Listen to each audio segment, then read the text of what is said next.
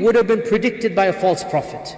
The very notions that are coming indicate that the one who said this, Allah is communicating with him. That's what I'm trying to say. No one could have imagined what the Prophet ﷺ predicted is going to happen, and we are seeing it over here. And of the things he predicted is kitaba, writing would become prevalent. Writing would become prevalent. Literacy rates. Once again, who could have predicted? When the Quran was revealed in Mecca, the city of Mecca probably had around 2,000, 1,500 people, 2,000 people in it. Of those 1,500, 2,000, probably less than a dozen could read and write. That's like what? 1%. 1%.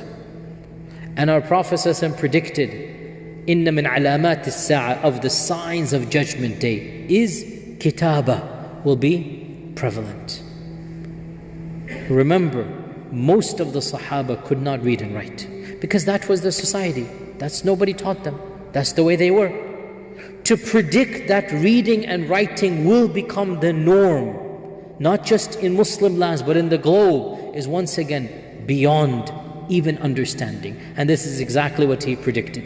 Now, another prediction seems to contradict this one.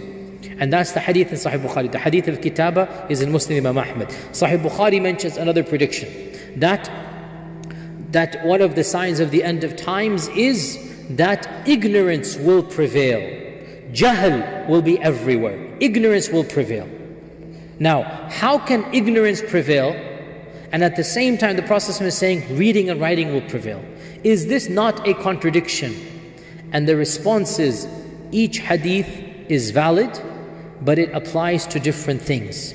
When the Prophet is saying ignorance will prevail, he's not talking about reading and writing. He's talking about knowledge of right and wrong.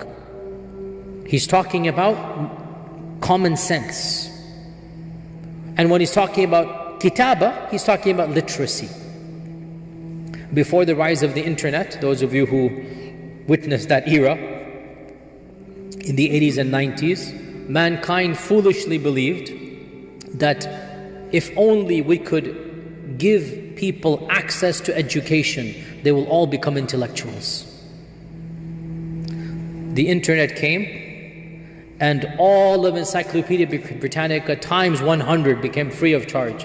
Wikipedia and this and that. Any database you want is there, any journal you're there. And mankind has not gone more intelligent. It has even taken a nosedive beyond that. This is what our Prophet is saying. Kitaba will increase, jahala will also increase. It's not a contradiction. Because not necessarily just because you're reading, your intelligence will increase. So there is no contradiction in that. There are many other trends that are predicted as well. I want to come to a conclusion. There's only 5 minutes left, and I'll give you time for Q&A, inshallah. Come to a conclusion. And by the way, this isn't an exhaustive list. Realize, of course, that for our classes, obviously, there have to be some condensation of the material. Many other things are predicted as well. And there's another entire section of a hadith that are not authentic. What I mentioned to you in today's lecture, every hadith is authentic, inshaAllah ta'ala. I didn't even get to the da'if hadith in this regard. But just want to mention off with the final of the minor signs, and we mentioned him on Saturday, but just to reiterate, that our Prophet ﷺ predicted the coming of one man. And his name will be Muhammad ibn Abdullah. And he will be called by the people the rightly guided, which is the Mahdi. And he predicted in over 30 hadith. I mentioned around 15 of them on Saturday we did, and I mentioned over 15 of them, and the concept is definitely authentic. He predicted the coming of this man. And our scholars mentioned this man is the final of the minor signs of Judgment Day, and that is the Mahdi. And the Mahdi will be a link or a bridge between the minor signs and the beginning of the major signs. Between the minor signs and the beginning of the major signs. And the beginning of the major signs will be the coming of Dajjal. That is the first of the 10 major signs, and that's going to be our lectures, inshallah, in our next lesson when we continue after coming back from Hajj. The first of the major signs is Dajjal. The Mahdi will be alive when Dajjal comes. So the last of the minor signs, the first of the major signs will coincide with one another, and the Mahdi will see the coming of Dajjal. He will fight Dajjal but will not be successful. Then the second of the major signs will come, and that is Isa ibn Maryam. And the Mahdi will be alive at that time, and the Mahdi will fight in the army of Isa, and then eventually Isa will be the one who kills Ad-Dajjal, and then there is no mention of the Mahdi. By the way, there's another interesting sign mentioned, and Allah knows best what it implies, but the hadith is in Sahih Bukhari. And it is that judgment will not come until 12 khulafa from the Quraysh will lead the ummah. 12 Khalifas, kulluhum min Quraysh, they will lead this ummah. And scholars have differed who these 12 are. Ibn Taymiyyah has an ijtihad, and that's the first 4, and then Abdul Malik ibn Marwan, and then his 4. So he wants to put them in the Umayyad time frame. He wants to make all of them in the Umayyad time frame.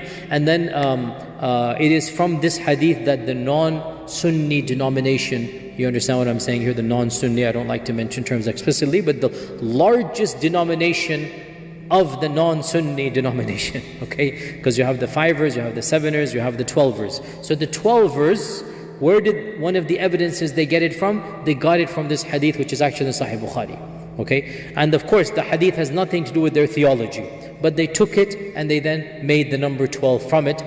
Our tradition doesn't say that these 12 are going to be superhumans flying in the air, walking on water. No, it's just going to be 12 righteous leaders, kulluhum min Quraysh. All of them will be from the Quraysh. And so there's going to be 12 powerful khulafa. Overall, they were good khulafa. And as I said, Ibn Taymiyyah wants to mention, 6 of the Umayyads and 4 of the Khulafa Rashidun and others, and he adds them on. So Allah knows best, we don't know. But a hadith mentions there will be 12 Qurayshis that will be there. And with this, inshallah ta'ala, we will pause for 2 weeks. I'm going for Hajj, inshallah, in 2 days. I pray that Allah Azza wa Jal accepts the Hajj of all of us going for Hajj and allows us to return safely to our families and friends. And then inshallah we'll resume this class, Wednesday class, after 2 weeks of absence. We'll come back and then continue from the first of the major signs, which is Ad-Dajjal. And then we will discuss the controversies over Dajjal. Is he alive right now? Is he locked up in some cave somewhere in the Bahamas or whatever? Not the Bahamas, it doesn't make sense. Some Caribbean island. No, what's that? Not the Bahamas. I'm thinking of Bermuda Triangle. That's what I'm thinking, yeah. The Bermuda Triangle. Is he locked up over there somewhere? All of these controversies, inshallah, we will discuss when the class resumes after that. So we open the floor now for Q&A, insha'Allah ta'ala. Sisters, get your questions ready, because as of yet I haven't heard much questions from the sisters. Keep them relevant to the class. Bismillah, go ahead. So let me rephrase the question. When we are preaching and teaching Islam, these ambiguous hadith come up, cryptic predictions of Judgment Day. What is the best way to teach or approach these subjects? Look, where the wording is cryptic, we should always narrate the wording and then say, Allah knows best, this seems to be uninterpretation. We should never categorically say, this is what the Prophet intended. How do we know? I'll give you an example. This lecture was not exhaustive. One of the predictions of our Prophet ﷺ is that you will fight a group of people, their eyes will be squinty. Hadith says that. And their faces will be flat like a shield, okay? And scholars have interpreted that to mean Genghis Khan. Maybe that's true. Maybe that is true. But I'll give you another example. The Quran mentions the coming of Ya'juj and Ma'juj. حتى إذا فتحت يأجوج ومأجوج وهم من كل حدب ينسلون. When Genghis Khan came and he massacred, blood everywhere, outside the city of Urgench, which I visited a few weeks ago. I was in Urgench a few weeks ago. He made a pyramid of 1 million Muslim skulls. 1 million. He massacred the whole city, and he made a pyramid of the heads of the women and children and men over there.